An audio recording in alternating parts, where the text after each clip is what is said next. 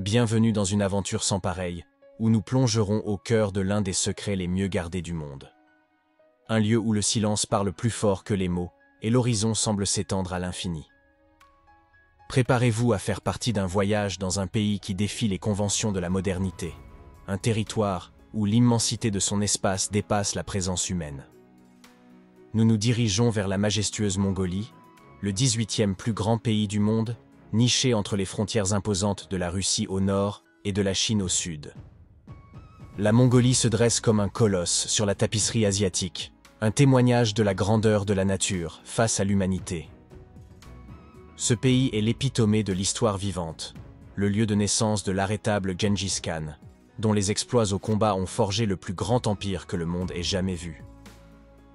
Son héritage a transformé la Mongolie en la scène d'épopées qui résonnent à travers les siècles, laissant une empreinte indélébile sur le tissu de l'histoire mondiale.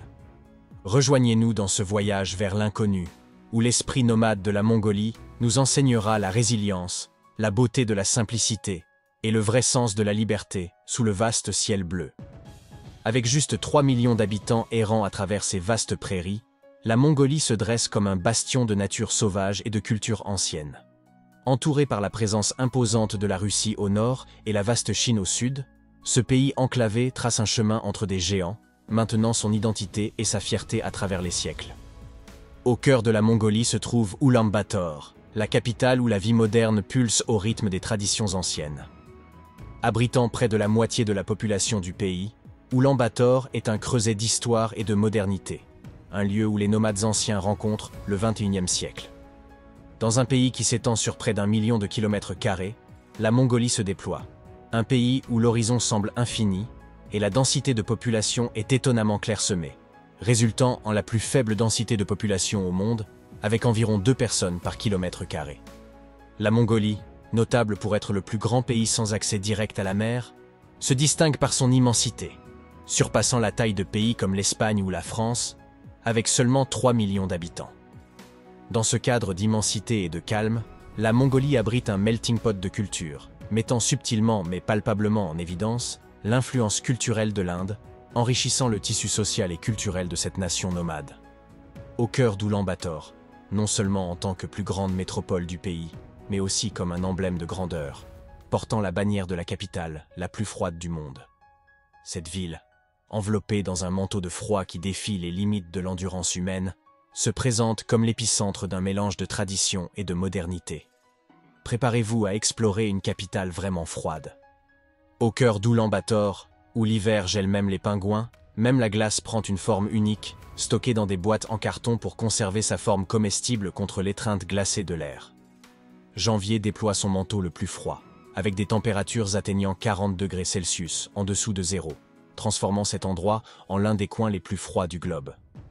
En vous promenant dans ces rues hivernales, vous rencontrez la grandeur de la plus imposante statue équestre, un majestueux Gengis Khan qui s'élève à 39 mètres de haut, dominant le paysage. Cette sculpture, un exploit artistique et architectural, devient un repère emblématique, bien que les touristes soient conseillés de faire preuve de prudence en hiver, lorsque le temps extrême transforme l'admiration en un défi. Dans l'âme de la Mongolie, où le froid ne façonne pas seulement le paysage mais aussi les traditions, le bouddhisme prospère avec une dévotion qui englobe presque tous ses habitants. Depuis la construction du premier sanctuaire bouddhiste en 1586, cette philosophie de vie a imprégné l'esprit de la nation, influençant le tissu même de sa culture et de la vie quotidienne. Malgré ses hivers implacables, la Mongolie se révèle sous le ciel bleu, offrant à ses habitants plus de 257 jours ensoleillés par an. Cette dualité entre le froid extrême et la luminosité perpétuelle confère à la Mongolie un charme inégalé, une invitation à explorer ses merveilles naturelles et culturelles sous un ciel immensément clair et plein d'espoir. En Mongolie existe une tradition fascinante, la consommation de lait de jument. Cette pratique, profondément ancrée parmi les nomades locaux, repose sur la croyance que ce lait procure vitalité et énergie constante à ceux qui le consomment. Cette habitude unique met en lumière la relation intime que les Mongols entretiennent avec la nature et ses dons, montrant comment les cultures peuvent exploiter de manière unique les ressources qui les entourent. Face aux tendances mondiales vers la sédentarisation et l'urbanisation, la Mongolie se distingue par son lien profond avec la vie nomade. Ici, Au lieu de soumettre la terre à l'agriculture intensive ou au pâturage fixe, les Mongols optent pour une vie en mouvement, emmenant leurs troupeaux à travers les vastes et fertiles prairies qui caractérisent leur paysage. Ce mode de vie est non seulement un témoignage de l'adaptabilité du peuple mongol, mais reflète également une compréhension et un respect profond de la nature et de ses cycles. La Mongolie, avec ses vastes étendues de terre et ses habitants connus pour leur hospitalité sans limite, offre un exemple éclatant de la façon dont la vie en harmonie avec l'environnement naturel peut enrichir l'esprit humain. La vie en Mongolie, avec son accent sur la mobilité, la durabilité et la chaleur humaine, invite à réfléchir à l'importance de préserver des traditions qui favorisent un lien respectueux avec la terre. Cette approche de l'existence nous enseigne la valeur de l'adaptation à notre environnement de manière durable, en maintenant vivantes des pratiques qui nous relient à la nature et les uns aux autres. Bien que la Mongolie puisse sembler un coin oublié de la carte du tourisme mondial, sa capitale, Oulan-Bator, se présente comme une destination digne de découverte, même face à ces températures glaciales qui mettraient à l'épreuve l'endurance de tout aventurier. Oulan-Bator est bien plus que la capitale de la Mongolie. C'est un creuset de vie où le moderne et le traditionnel s'entremêlent de manière unique. Dans ses avenues, où la dernière génération d'automobiles coexiste avec des scènes rurales de cavaliers et de troupeaux, les visiteurs peuvent saisir l'essence d'une culture qui s'est adaptée sans perdre son identité.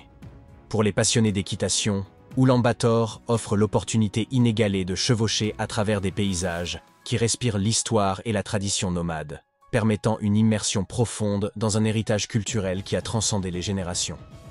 Avec près de la moitié des habitants du pays, Oulan-Bator n'est pas seulement le noyau de la vie en Mongolie, mais aussi un centre de richesse culturelle, administrative et économique. Ces anciens monastères et sites historiques racontent un passé glorieux, invitant à l'exploration et à la découverte des trésors cachés de la Mongolie. La Mongolie a un climat extrêmement froid, sec et venteux, avec le tiers sud du pays constitué principalement du désert de Gobi froid et aride, le 6e plus grand désert du monde, et le reste du pays couvert de steppes froides et arides avec des prairies sans fin et une couverture forestière limitée dans le nord.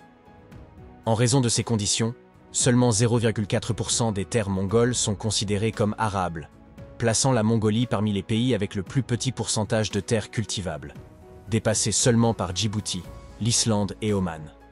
Cette faible quantité de terres arables rend le développement d'une société agricole à grande échelle sur le plateau mongol presque impossible. Au lieu de cela, les vastes steppes ouvertes sont mieux adaptées à l'élevage et au pâturage du bétail, des pratiques qui s'accommodent plus facilement du mouvement que des fermes et des villes fixes. Les éleveurs nomades, qui représentent environ un tiers de la population, continuent de vivre un mode de vie de pâturage nomade, similaire à celui de leurs ancêtres. Environ 65% des terres de la Mongolie sont utilisées pour le pâturage et l'élevage d'animaux, reflétant comment la géographie et le climat constant de la région ont façonné ce mode de vie nomade au fil des millénaires. Cependant, il faut mentionner que les conditions météorologiques extrêmes et les catastrophes naturelles, ainsi que les problèmes récents induits par l'homme, ont eu un impact sur le mode de vie nomade et l'économie basée sur le pâturage en Mongolie. Les tempêtes hivernales sévères et les sécheresses associées ont historiquement contraint les nomades à adopter un style de vie mobile, à la recherche de pâturages plus verts après avoir perdu leurs troupeaux. Ce modèle de mobilité à travers la vaste steppe eurasienne a été une constante dans l'histoire humaine, facilitant les migrations et les invasions vers les sociétés agricoles sédentaires environnantes. À l'époque moderne, la transition de la Mongolie d'un régime communiste autoritaire à une économie de marché capitaliste dans les années 1990 a entraîné un changement significatif dans l'élevage du bétail.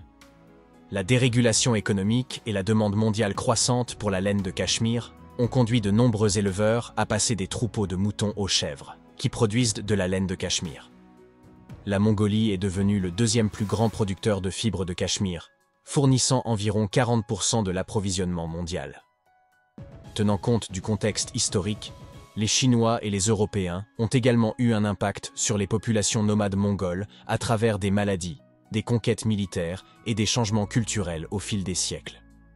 Au XVIIe siècle, les Han chinois ont apporté la variole sur le plateau mongol, une maladie contre laquelle les nomades mongols n'avaient aucune immunité, causant une dévastation similaire à celle vécue par les populations amérindiennes après le contact avec les Européens. Cette catastrophe a été aggravée par la violence militaire et le génocide dirigé par l'empereur Qing en 1755, entraînant la mort de 50 à 80% de la population des Mongols Dzungars, estimée entre 1 demi-million et 800 000 personnes. En résumé, la combinaison unique de son contexte historique, de sa géographie, de son climat et de la concentration de la population à Oulan-Bator contribue à faire de la Mongolie le pays le plus vide du monde. Si vous avez aimé la vidéo, abonnez-vous à la chaîne, laissez votre like et votre commentaire. On se retrouve dans la prochaine vidéo.